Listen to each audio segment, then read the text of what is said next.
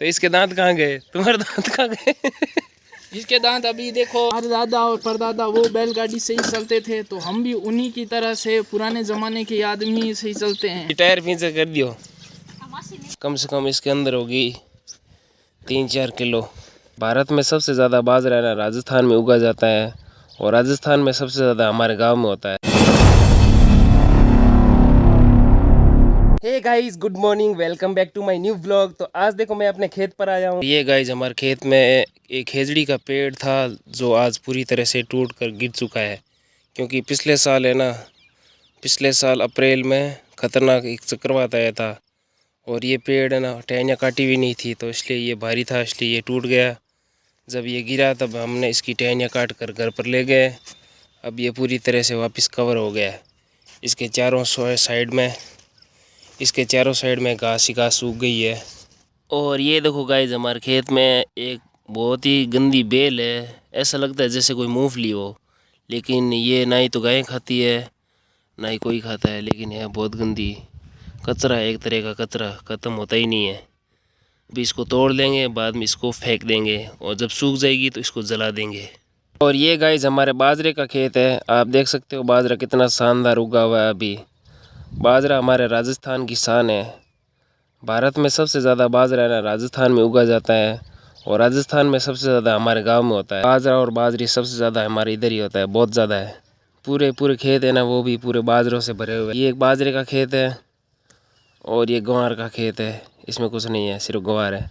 ये बाजरे का। कबूतर उड़ गए सारे के सारे, अभी चल रहे थे, अभी मोट के दाने खा रहे थे। पर ये पता नहीं गाइस क्या है, मुझे खुद समझ में नहीं आ रहा है। ये तो लकड़ जलाए हुए है, जैसे जली को तो आग कहते हैं तो बुझी को क्या कहते हैं? ये कोयला हो गया, राख तो है ही नहीं। जैसे पहले डायलॉग आता था ना, जली को आग कहते हैं, बुझी को राख कहते हैं।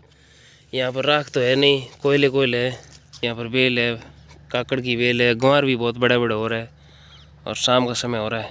और अभी हमारे खेत में देखो ग्वार की फसल हो रही है बढ़िया ज़ोरदार। तो हम क्या ग्वार की फली तोड़ देते हैं। ये तो ग्वार की फली लग रही है, तो आज इसकी सब्ज़ी बनाएंगे।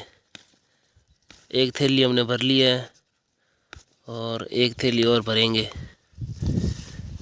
ये टंकी पूरी भर ली है और ये ढक्कन के ऊपर टंकी ओवरलोड हो गई है। अब ढक्कन के ऊपर डाल के और ले जा रहे हैं।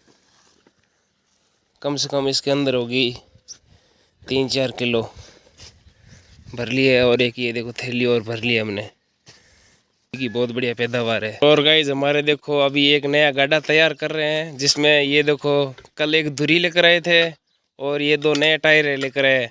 तो ये हमारे मिस्त्री साहब है गिरधारी लाल जी। तो ये अभी सही कर रहे हो क्या? सही कर रहे हैं और बाद में बड़द जोड़ेंगे। वो देखो बड़द अड़ीक रहा है, वो देखो बैठा बड़द अड़ीक रहा है। बाद में इसको जोड़कर खेत में ले जाएंगे। एक टायर ये गिरधारी लाल सही कर रहा है और एक टायर ये बजरंग सही कर रहा है। Hello guys. तो ये पता नहीं सही कर रहा है, हवा निकाल रहा है, समझ में नहीं आ रहा है। और इसमें देखो कितने औजार चाहिए होते हैं, इतना तो सामान चाहिए अलग अलग तरह का।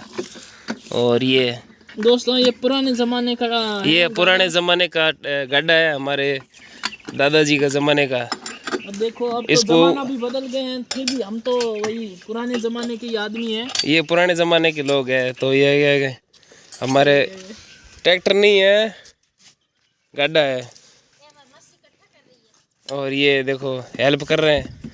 और ये टायर पीछे कर दियो, थे कहीं करो निदान काटो। ये देखो घर की सफाई कर रहे हैं, निदान काट रहे हैं। और ये देखो घर में पुराने पत्थर है, ईंट है। ये देखो बुढ़ी ये कुछ लगे। क्या कर रहे हो आप? निदान करना। देखो घर में भी देखो बहुत सारे घास हो रहे हैं, तो ये देखो निदान काट कर बाद में बाड़े में गए हैं तो गायों को डाल देंगे घास।